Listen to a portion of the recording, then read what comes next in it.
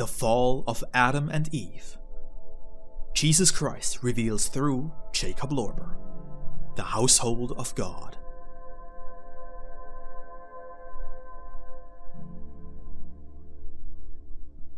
History of the primal creation of spirits and matter. The first patriarch from Adam to Abraham. Volume 1, Chapter 8.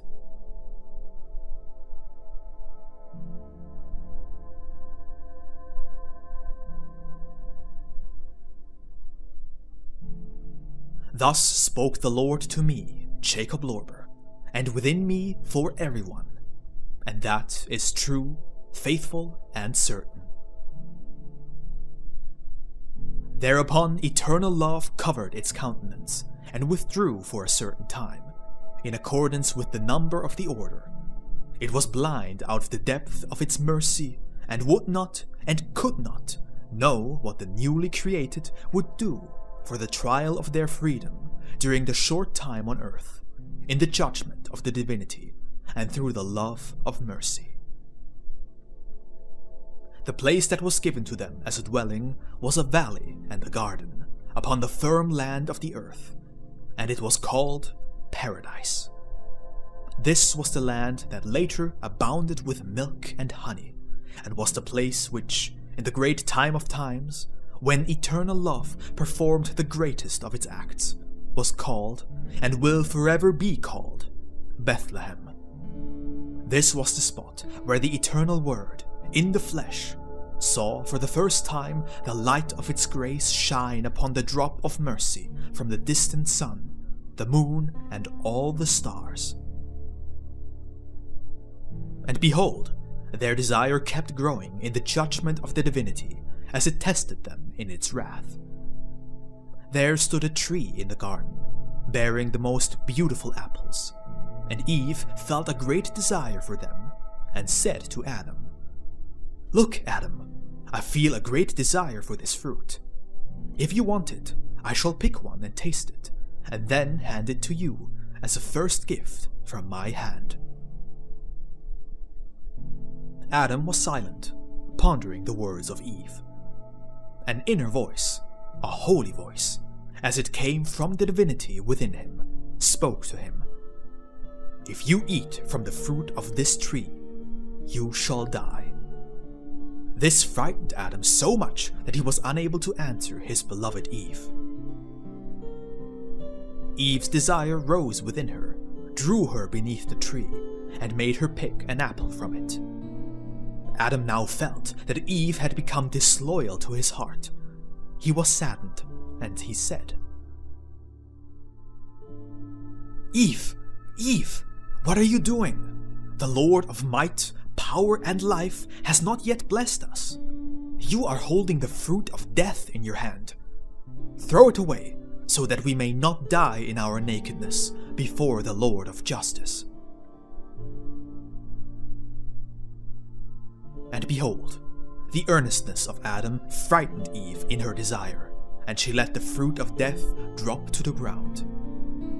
She was freed from her desire, and Adam was very pleased at being liberated from the deadly snares of Eve's desire. But behold, the desire Eve had banished from her heart was now lying on the ground, and through the might of the condemning wrath of the divinity, formed into the shape of a great serpent.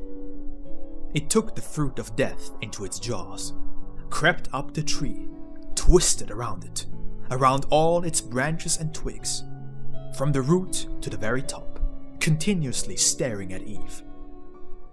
Eve noticed and gazed at the serpent, and through her, Adam became aware of it as well, but he did not see the serpent yet. And behold, Eve approached the serpent and gazed with great delight at its seductive movements around the tree and the opalescent colors of its cold, scaly skin.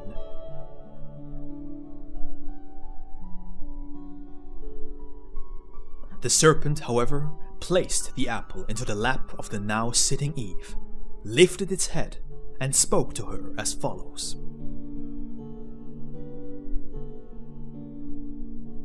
Eve, behold the daughter you have cast out, winding around the tree of your desire. Do not reject the small gift I have put into your lap, but enjoy the fruit of your love without fear. Not only will you not die, but you will be filled with the knowledge of all life about God, whom you fear, even though he is weaker than you. And lo, the tongue of the serpent split into two and grew more pointed than an arrow. The serpent bent its head towards Eve's breast, as though it would kiss it in the manner of a child, but it sank its two venomous fangs into the breasts of Eve, and Eve recognized herself in the serpent. Now Adam became aware as well of what was transpiring beneath the tree, and he was delighted with the second Eve, not realizing that it was merely a serpent. Behold, he too was ignited in his desire, and, lusting for the second Eve, took the fruit from the lap of Eve, became disloyal to his love, and enjoyed the forbidden fruit from the body of Eve. Within this enjoyment, he recognized himself as the first who was lost, by the great conceit of his blind self-love in the kingdom of light of eternal love, and that he had fallen into the sea of wrath of the forever inexorably slaying divinity. And now, behold, as he recognized himself thus, as did the deluded Eve through him, great remorse rose from the bottom of his heart, and Eve was ashamed when she grew aware of her and Adam's nakedness, and in her great dismay she covered her nakedness with leaves from a fig tree. Adam too stretched out his hands for the leaves to cover his nakedness, hid himself in a cave, and shed tears of immense grief. And Eve hid herself behind a thorn bush and grieved bitterly over her seductive guilt.